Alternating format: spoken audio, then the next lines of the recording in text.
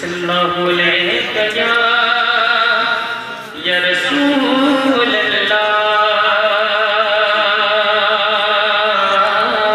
तारीख दीजिए, तारीख बताइए, क्या कोई ऐसी मिसाल देकर बताइए। गौसे पाक की तारीफ पढ़िए, तारीख गौसे पाक पढ़िए, उनकी जिंदगी उनकी सीरत पढ़िए। माँ ने कहा बेटा पढ़ने जा रहे हो, इल्म दीन सीखने जा रहे हो, इल्म हासिल करने जा रहे हो, कोई भी मराहिल आए ये दीनार ले लो, तुम्हारी बगल की जेब में सी देती हो, ये दीनार ले लो, जान चली जाए मगर झूठ न बोलना।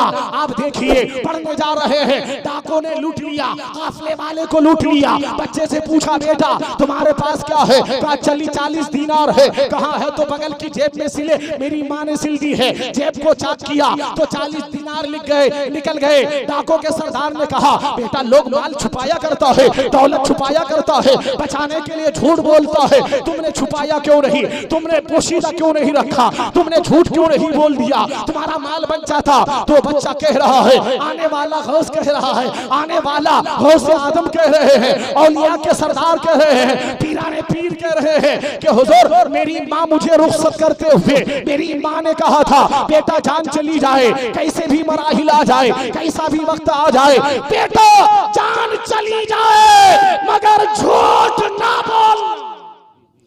आला हजरत अजीमुल बरकत मुजद्दिद दीन व मिल्लत शाह इमाम अहमद रजा खान फाजिल बरेलवी रदियल्लाहु ताला अन्हु इरशाद फरमाते हैं, चमक तुझसे पाते हैं सब पाने वाले, मेरा दिल भी चमका दे चमकाने वाले।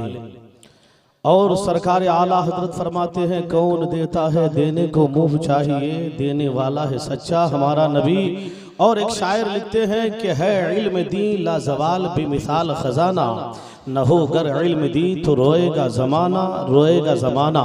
मुअज़्ज़ज़ सामिन किराम, मैंने जो आयत मसनूना की तिलावत का शर्फ हासिल किया है उसका तर्जमा बयान करने से कबल आइए हम सब मिलकर सयाही लमका दोनों आलम के मुख्तार सैयदी अबरार व अखयार, बेकसों का कस बेबसों का बस बेसहारों का सहारा, हम गरीबों के गमखार, लंबे लंबे हाथों से भीग देने वाले आका शमशुद्दुहा बदरुद्दुजा कहफिल वरा की बारगाह में अकीदत व मोहब्बत के साथ झूम कर बावाज़ बुलंद और शिफ का दिया निशावर करें।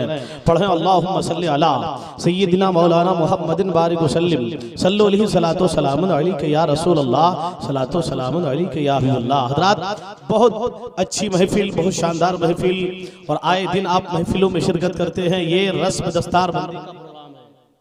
मौलाना मसूद साहब क़िबला तशरीफ फरमा है, जुमला उलमा मुफ्ती अफसर रजा साहब अभी मुफ्ती सुभान अल्लाह भी दस्तार बंदी हुई है, और ये तबरेज़ भाई भी, और आपके इलाके का शोहरत याफ्ता नकीब हजरत हाफिज व कारी नियाज साहब, और हमारे मोहतमिम कबीर साहब किबला जुमला उलमा शोरा खुतबा तशरीफ फरमा है। आप जब तक सुनना चाहेंगे रात गुजरती रहेगी, आपके शोरा खुतबा कम नहीं होंगे। आप सुनिए, और सुनिए इस नियत से सुनिए कि मौला हमें भी सुनकर अमल की तौफीक अता फरमा। नहीं तो आए दिन सुनते रहिएगा, दिन रात सुनते रहिए, दिन रात प्रोग्राम में शिरकत करते रहिए, तकरीरें सुनते रहिए, अमल नहीं तो कुछ नहीं है। अमल कीजिए, तकरीर सुनने के बाद अमल करने की कोशिश कीजिए। रात बड़ी अच्छी महफिल में आप शिरकत कर रहे हैं। रब इरशाद फरमाता है, हल यस्तवी अल्लज़ीना यअलमून वल्लज़ीना यअलमून, क्या वो बराबर हैं जो जानते हैं और जो नहीं जानते हैं? जानने वाले नहीं जानने वाले बराबर नहीं हो सकते होंगे, जानने वाले न जानने वाले नहीं जानने वाले बराबर नहीं हो सकते। उसकी मिसाल देके समझाया गया कि रात और दिन दोनों बराबर नहीं हो सकते। दिन उजाले का नाम है, रात अंधेरे का नाम है। रात सूरज का काम चमकना है, चांद का काम चमकना है, सितारों का काम रोशनी देना है। रात इन चीजों को आप देखिए, दिन जो ही सूरज निकलता है रात का अंधेरा छट जाता है, और रात में जो ही चांद निकलता है रात के अंधेरे को चांद छाड़ देता है। सितारों से चमक रोशनी फैलती है, आपके लिए आसानी हो जाती है। रात को कहीं चलना है, रात को सफर करना है, दिन आते ही आपकी आंखें खुलती है, दिन हो गया उठो अब काम में जाना है, कारोबार संभालना है, ताजिर को तिजारत में जाना है। पढ़ाने वाले मास्टर टीचर उलमा फदोला इनको अपने अपने दरसगाहों को संभालना है। कोई मुफ्ती है, किसी को इफ्ता संभालना है, कोई किसान है खेती में जाना है। हजरात हर काम में दिन के उजाले में आप करते हो, सूरज निकलता है, रात का अंधेरा छट जाया करता है, लेकिन याद रखिए हजरात एक ऐसी चीज है जो सूरज जाहिरी अंधेरे को दूर करके रोशनी दे, सूरज का काम रोशनी देना है।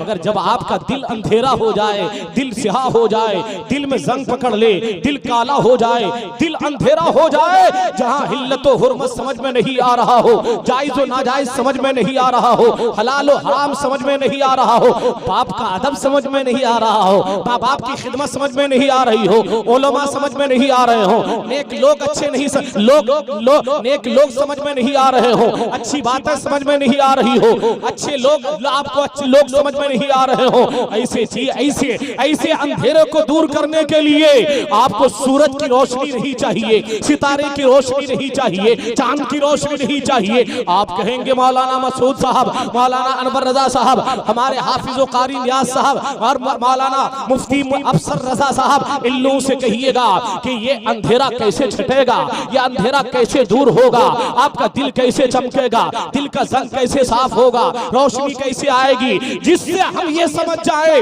कि मेरे माँ बाप का एहतराम क्या है, माँ बाप का वकार क्या है, उनका एहतराम क्या है, नेक लोगों से मोहब्बत कैसे होगी, उलमा से मोहब्बत कैसे होगी, अच्छे लोगों से कैसे मोहब्बत कैसे होगी, हलाल को कैसे पहचानेंगे, हराम को कैसे पहचानेंगे, जायज को कैसे पहचानेंगे, नाजायज को कैसे पहचानेंगे। तो कहना पड़ेगा अरे इस चीज को, इस अंधेरे को, जंग को साफ करने के लिए टॉर्च नहीं चाहिए, सूरज की रोशनी नहीं चाहिए, सितारे का चमक नहीं चाहिए, चांद की रोशनी नहीं चाहिए। तो उलमा कहेंगे कि इस जंग को साफ करने के लिए, अंधेरे को साफ करने के लिए प्यारे मुस्तफा के इल्म की दौलत की जरूरत है, जिससे आपके दिल का अंधेरा साफ हो जाए, जंग साफ हो जाए, आपके घर में रोशनी फैलने लगे। हजरात आप इल्म की अहमियत समझिए। अब देखिए कम उलमा जब थे, आज से 30 साल 40 साल पहले उलमा जब कम थे तो लोग जैसे दूल्हा को देखने के लिए निकलते थे, वैसे ही किसी आलिम की ज़ियारत के लिए घरों से निकला करते थे। मौलाना गुलाम यासीन साहब आ रहे हैं, मौलाना अब्दुल कादिर शाह उर्फ शाह साहब आ रहे हैं, वो जमाना भी आपके सामने है। मुफ्ती आज़म हिंद की आमद हो रही है, मुफ्ती आज़म हिंद आ रहे हैं, तहसीन मिल्लत आ रहे हैं, ताजुश शरीया आ रहे हैं, पूरी दुनिया टूट पड़ती है। इसलिए उस वक्त उलमा की अहमियत के लोग समझते थे, आज उलमा की कसरत हो गई, आप उलमा को समझ नहीं पा रहे हैं। ये आलिम दीन अल्लाहु अकबर मिस्ल आलिम मिस्ल चराग के हैं, आलिम मिस्ल सूरज के हैं, आलिम मिस्ल सितारे के हैं। हजरात एक आलिम जब आलिम बनकर आता है तो ये इलाका ही नहीं, अपना गांव ही नहीं, अपना अंगन ही नहीं, पूरा इलाका को रोशनी देता है और उससे लोग फैज़याब हुआ करते हैं।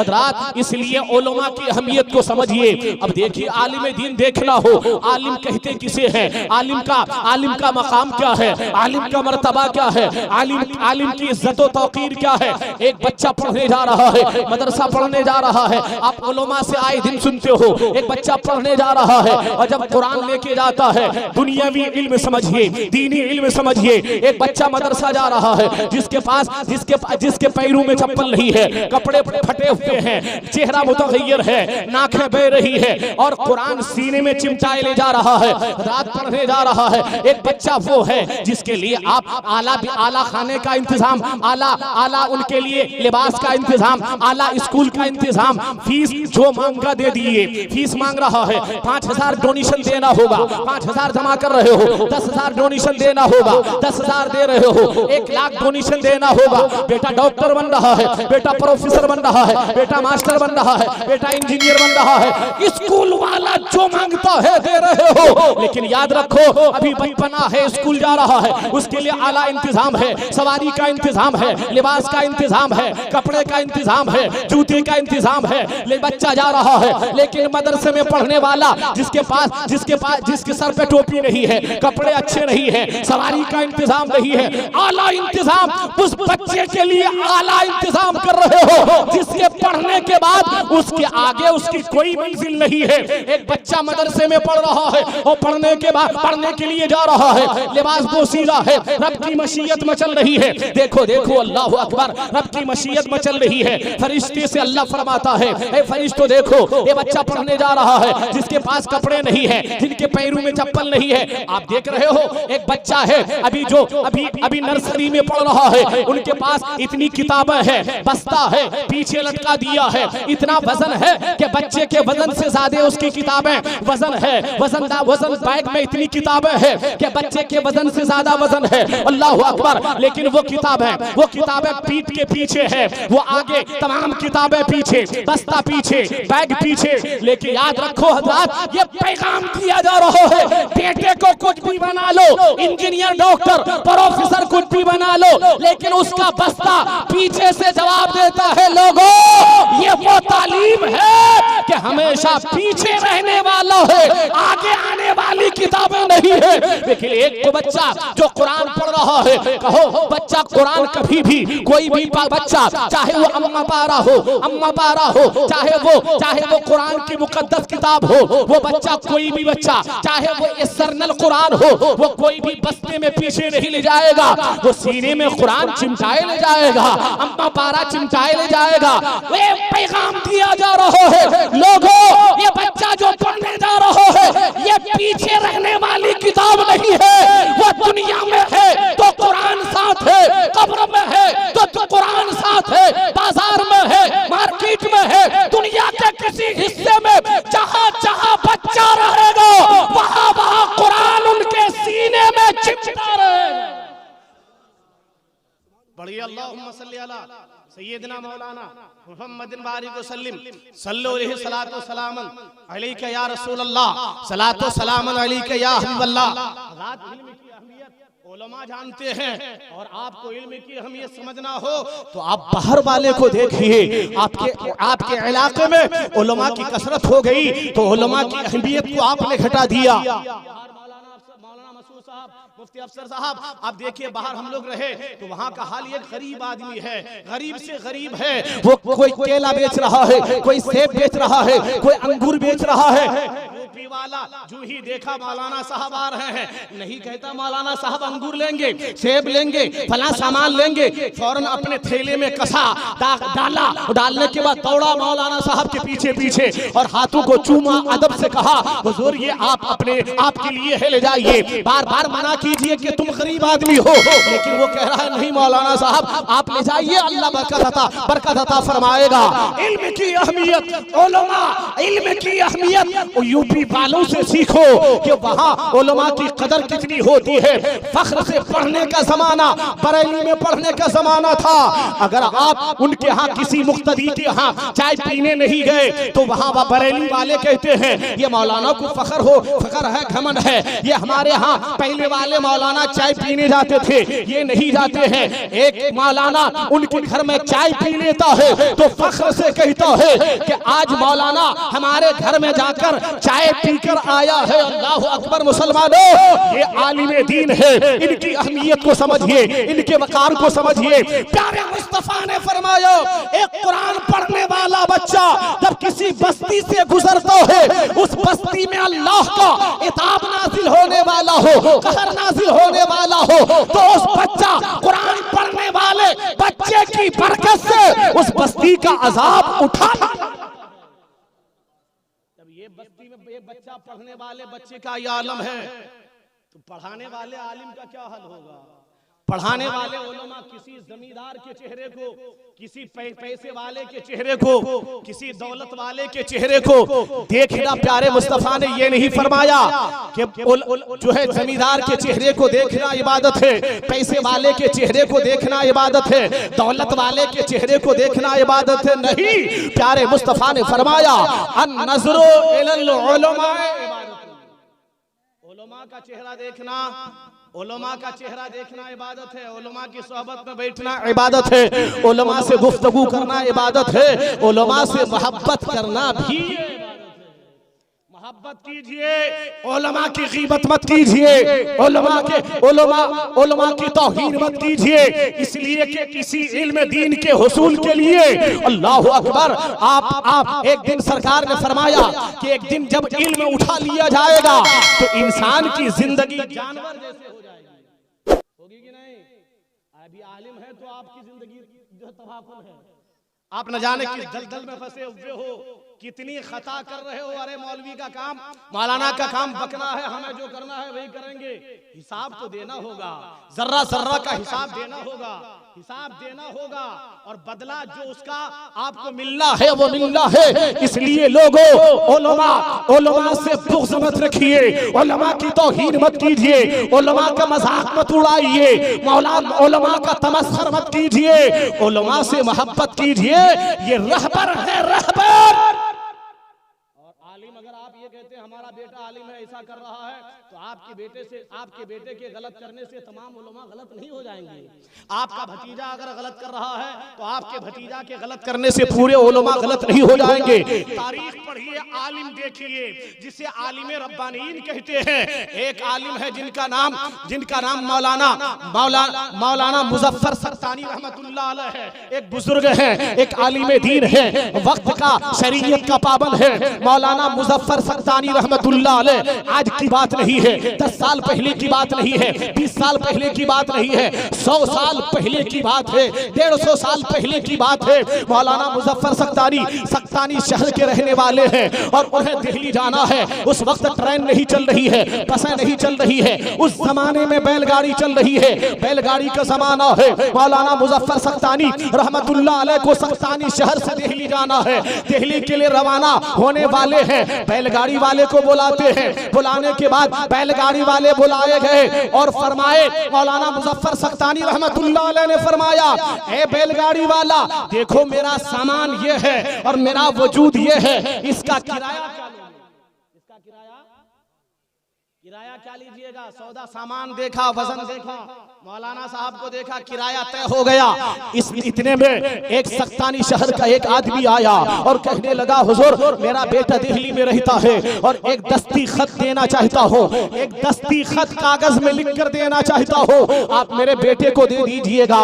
तो मौलाना मुजफ्फर सख्तानी रहमतुल्लाह अलैह फरमाते हैं, ए खत देने वाला शख्स, मैं बैलगाड़ी वाले को अपना सामान भी दिखा दिया हो और अपना वजूद भी दिखा दिया हो, उनसे किराया तय कर लिया हो। अगर तुम खत देना चाहते हो तो पहले बैलगाड़ी वाले से इजाजत लेना होगा। बैलगाड़ी वाले से आलिम बनने से नहीं होता है, अमल करने से होता है। हज़रत मौलाना मुजफ्फर सख्तानी रहमतुल्लाह अलैह फरमाते हैं कि अगर तुम्हें खत देना है तो बैलगाड़ी वाले से इजाजत लेना होगा। बैलगाड़ी वाले को बुलाया गया, बैलगाड़ी वाले से उनसे कहा, आप बात कर लीजिए। कहा कि बैलगाड़ी वाहन, गाड़ी चलाने वाला, मैं एक खत मौलाना मुजफ्फर साहब को देना चाहता हूँ, आपकी इजाजत हो तो दे दूं, इसलिए कि आप किराया तय कर लिए हैं, इस्लाम में ये खत दे रहा हूँ जिसका वजन कुछ नहीं है, एक कागज का टुकड़ा है, कुछ उसमें लिखकर अपने बेटे को कहना चाहता है, लेकिन इजाजत ली जा रही है। हज़रात, इसे आलिम रब्बानीन कहते हैं। मौलाना मुजफ्फर सख्तानी रहमतुल्लाह अलैह खत लेते हैं, बैलगाड़ी पर बैठते हैं, बैठने के बाद गाड़ी वाला गाड़ी चला रहा है, गाड़ी आगे बढ़ती जा रही है, वो गाड़ी आगे जाती जा रही है और हजरत मौलाना मुजफ्फर सख्तानी रहमतुल्लाह अलैह साथ हैं और उनके साथ वो बैलगाड़ी वाला, बैलगाड़ी चलाने वाला मौजूद है। दोनों में गुफ्तगू हो रही है, ये गाड़ी किनकी है, ये गाड़ी तुम्हारी है या किसी और की गाड़ी है, ये किसी की गाड़ी चला रहे हो या ये तुम्हारी अपनी गाड़ी है। तो मौलाना मुजफ्फर सख्तानी रहमतुल्लाह अलैह से गाड़ी बान कहता है, हुजूर ये मेरी अपनी गाड़ी नहीं है, ये गाड़ी दूसरे की है, दूसरे की गाड़ी चलाता हो, मुझे मजदूरी मिलती है, मजदूरी पर मैं गाड़ी चला रहा हूँ। कहा बताओ गाड़ी किनकी है, कहाँ का रहने वाला है, ये किसकी गाड़ी है, इसका मालिक कौन है? तो वो दबी आवाज में वो गाड़ी वाहन कह रहा है, हुजूर ये गाड़ी एक फाहिशा औरत की है, बदचलन औरत की है, मैं उसे किरा, मुझे मजदूरी मिलती है, मैं उसकी गाड़ी चलाता हूँ। इतना कहना था कि मुजफ्फर सख्तानी, मौलाना मुजफ्फर सख्तानी रहमतुल्लाह अलैह की ज़बान बंद हो गई, सख्ता तारी हो गई, खामोशी तारी हो गई। वो खामोश हो गए और बहाना किए कि गाड़ी वाहन, गाड़ी रोको, मुझे पेशाब की जरूरत है, मुझे जरूरत रफ़े हाजत की जरूरत है, मैं जा रहा, मैं नीचे उतर रहा हूँ, पेशाब करने की जरूरत है। अल्लाह अकबर। गाड़ी से नीचे उतरते हैं, पेशाब फरमाते हैं, उसके बाद उठते हैं, पैदल चल रहे हैं, गाड़ी वाला गाड़ी चला रहा है, मौलाना मुजफ्फर सख्तानी रहमतुल्लाह अलैह पीछे पीछे जा रहे हैं, साथ साथ जा रहे हैं। गाड़ी वाहन कह रहा है, हुजूर आप गाड़ी में बैठते क्यों नहीं है, गाड़ी में बैठिए। कहा चलो थोड़ी देर पैदल चल रहा हो, अब मेरे पैर में वर्म आ गया है, ताकि पैर को सीधा कर लिया जाए। चलता रहा, कई बार गाड़ी वाहन ने कहा हुजूर मुझे गाड़ी में बैठिए। कहा चलो आगे चलो, धीरे धीरे मैं जा रहा हूँ। जब कई बार कहने के बाद वो गाड़ी वाहन ने कहा हुजूर मैंने समझ लिया है, मैंने यकीन कर लिया है, मुझे यकीन हो गया है कि जब से मैंने ये कहा है ये गाड़ी फाहिशा औरत की है, उसी वक्त गाड़ी से उतर गए हैं। हुजूर अगर आपको गाड़ी में बैठना नहीं था तो आप मुझे वहीं से वापस कर देते, मैं वहीं से वापस हो जाता। आप पैदल चल रहे हो, गाड़ी में बैठना गवारा नहीं कर रहे हो। जब से मैं कहा हूँ कि ये फाहिशा औरत की गाड़ी है, आप गाड़ी पर नहीं बैठ रहे हो, आप वहीं से वापस क्यों नहीं कर दी है? तो मौलाना मुजफ्फर सख्तानी रहमतुल्लाह अलैह फरमाते हैं, ए गाड़ी बहर मैंने सख्तानी शहर से दिल्ली शहर का किराया तय कर लिया है, मैं तुम्हें दिल्ली ले जाऊंगा, किराया देकर वापस कर दूंगा। हज़रात इसे आलिम रब्बानीन कहते हैं, इसे आलिम रब्बानीन कहते हैं। इल्म हासिल करना कमाल नहीं है, आलिम बामल बनकर जिंदगी गुजारना, आलिम बामल बनकर जिंदगी गुजारना कमाल है। हजरात आलिम इल्म वाले तो बहुत हैं, इल्म वाले बहुत, उलमा बहुत, और आपके इलाके में एक जात थी जो चली गई, जिसे दुनिया पहली वाली जात, जिसे मौलाना गुलाम यासीन रहमतुल्लाह अलैह के नाम से दुनिया जानती है। दूसरी जात मौलाना इरफान अली रशीदी, उनके दौर में भी उनसे इल्म वाले ज्यादा थे और आज भी उनसे ज्यादा इल्म वाले मौजूद हैं। मगर तकवा यह है कि जिधर से गुजरते थे लोग चाय छोड़कर मुसाफे के लिए जाते थे। वजह क्या है? वजह यह है कि कौम को सिर्फ फतवा नहीं चाहिए, कौम को तकवा चाहिए, कौम को तकवा चाहिए, परहेजगारी चाहिए। हज़रात आप उलमा को, उलमा की हौसला अफजाई कीजिए, उलमा की ताज़ीम कीजिए, उलमा की ताज़ीम और तौक़ीर बजा लाइए। जिस इमाम के मानने वाले हो उस इमाम को दुनिया आप कहते हो हनफी है, वो इमाम आज़म अबू हनीफा रज़ियल्लाहु ताला अन्हु, इमाम आज़म अबू हनीफा, उनके इल्म का आलम, उनकी इबादत का आलम, उनके तक़वे का आलम, उनकी परहेजगारी का आलम ये था कि एक एक रात दो खत्म कुरान पढ़ा करते थे। एक रात में 2 खत्म कुरान मुकद्दस पढ़ते थे और रात को जब खड़े होते थे तो लगता था कि आंगन में खंबा खड़ा हो गया है। आज तो हमारी लक्ष्यदार तकरीर करते हैं, स्टेज पे आके हमारी नमाजें छूट रही है। हमको फिक्र ये नहीं है कि जोहर कब है, आजान कहाँ हो रही है, हमें कहाँ रहना चाहिए, हमें कहाँ बैठना चाहिए, कहाँ चलना चाहिए, मुख्तदिया लोगों पर असर क्या पड़ेगा। रात बचपने से ही बच्चा पढ़ रहा है, कौम उनकी इत्तिबा करना चाहती है। तारीफ पढ़िए 90 मौलाना कबीर साहब 94 की बात है, मौलाना कारी नियाज़ साहब 94 की बात है। वालिद हम बरेली में उस वक्त पहले साल गए थे, अब्बा हमको घर भेजे कि बेटा जाओ एक जमीन की रजिस्ट्री करनी है, तुम जाके करवा लो। मैं घर आया, गालिबन 12 या 13 साल की उम्र थी हमारी। घर आया, आने के बाद लोगों को जमा किया, तारीख तय हुई। तारीख तय होने के बाद पूर्णिया रजिस्ट्री ऑफिस में पहुंचे। वक्त गुजरता रहा, काम जो है लिखने का काम शुरू होता रहा। इतने में अजान हो गई। अजान हुई, मैं उन लोगों से कहा कि मैं नमाज पढ़ लेता हूँ। कचहरी में छोटी सी मस्जिद थी, मैं मस्जिद के अंदर गया और जो मैं मस्जिद के अंदर गया और वहां मैं अंदर जा रहा था और मस्जिद से एक बुजुर्ग आदमी, गालिबन 70 साल के बुजुर्ग मस्जिद से निकल रहे थे। मैं अंदर गया, सलाम किया, मुसाफा किया। करने के बाद अंदर नमाज, मैं तो उनको पलट के देखा नहीं कि वो क्या कर रहे हैं। मैं अंदर गया, नमाज मुकम्मल किया, जोहर की नमाज पढ़ा, पढ़ के दुआ मांग के जब वापस होने लगा तो क्या देख रहा हूं कि वो बुजुर्ग दरवाजे पर खड़े हैं। दरवाजे पर खड़े हैं और मैं जब निकलने लगा तो कहने लगा, बेटा तुम कहाँ पढ़ते हो? तो मैं 22वीं तंजीम में पढ़ता था, अभी इस साल पहले साल बरेली में गया हूँ, बरेली शरीफ गया हूँ। उनको बता दीजिए आ रहे हैं। बरेली शरीफ गया हूँ। कहा बेटा तुम जब अंदर गए तो मैं तुम्हारी नमाज को देखता रहा, नमाज को मैं वापस नहीं गया, नमाज को देखता रहा और तुम्हारी मुकम्मल नमाज को देखा। बेटा तुमने बड़ी अच्छी तरीके से नमाज की अदायगी की है। पब्लिक चाह रही है कि मुझे आज भी रहबर चाहिए, आज भी रहनुमा चाहिए, सही आलिम चाहिए। आज भी अगर वो मौलाना गुलाम यासीन आ जाए तो पूरी दुनिया टूट पड़ेगी। आज भी मुफ्ती आज़म हिंद आ जाए तो दुनिया टूट पड़ेगी। आज भी ताजी शरिया आए तो दुनिया टूट पड़ेगी। हजरात इल्म वाला इल्म से नहीं होता है, अमल से होता है। हजरात गौसे पाक रज़ियल्लाहु तआला अन्हु की जिंदगी पढ़िए। आप मैं तकरीर बस थोड़ी देर में आप मैं निकल रहा हूँ, मुझे यहाँ से कदवा जाना है, 10 बजे हर हाल में पहुँचना है। हजरात आप देखिए, हमारी इबादत का हाल देखिए, आप अपना हाल देखिए। कोई बात समझ में नहीं आ रही है। गौसे बच्चा पढ़ने जा रहा है, कोई भी बच्चा पढ़ने जाता है तो बचपने से लोग उसकी इत्तिबा, उसकी पैरवी करना चाहते हैं, कौम करना चाहती है, पब्लिक इत्तिबा करना चाहती है। लेकिन हाल हमारा ये कसूर हमारा नहीं है, आप लोगों का है। किनका है? किनका कसूर है? अरे कसूर आपका ये है कि जब बच्चे को हलाल खिला के पालोगे तो बढ़िया आलिम बनेगा। क्या मौलाना कबीर साहब? बच्चे को हलाल खिलाकर पालोगे तो बढ़िया आलिम बनेगा। हराम खिला के मौलाना बनाओगे तो दीन का काम उससे नहीं हो पाएगा।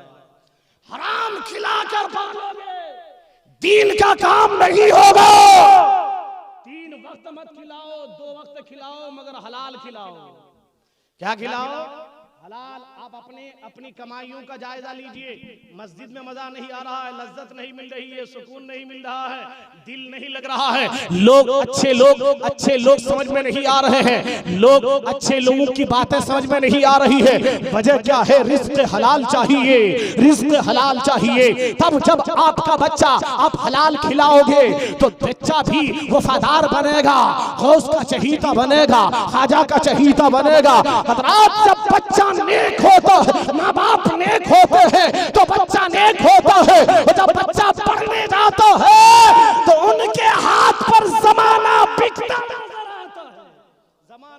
नजर आता है। आप कहेंगे मौलाना अनवर साहब तारीख दीजिए, तारीख बताइए, क्या कोई ऐसी मिसाल देकर बताइए। गौसे पाक की तारीख पढ़िए, तारीख गौसे पाक पढ़िए, उनकी जिंदगी उनकी सीरत पढ़िए। माँ ने कहा बेटा पढ़ने जा रहे हो, इल्म दीन सीखने जा रहे हो, इल्म हासिल करने जा रहे हो, कोई भी मराहिल आए, ये दीनार ले लो, तुम्हारी बगल की जेब में सी देती हो, ये दीनार ले लो, जान चली जाए मगर झूठ न बोलना।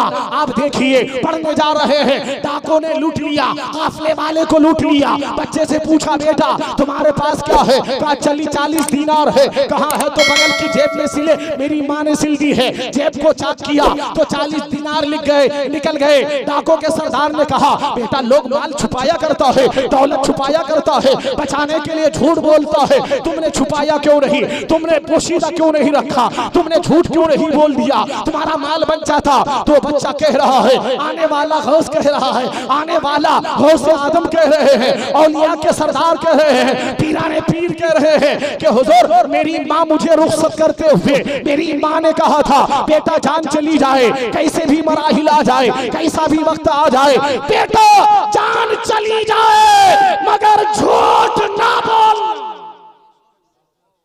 और आज आपका जितना रिस्क है, झूठ बोल लो जमीन हड़प लो, झूठ बोल लो माल हड़प लो। बेवाओं को सताया जा रहा है, मजलूम को सताया जा रहा है, यतीम का माल गस्ब किया जा रहा है। और आज तो दौर ऐसा चला है कि बहनों का हिस्सा भी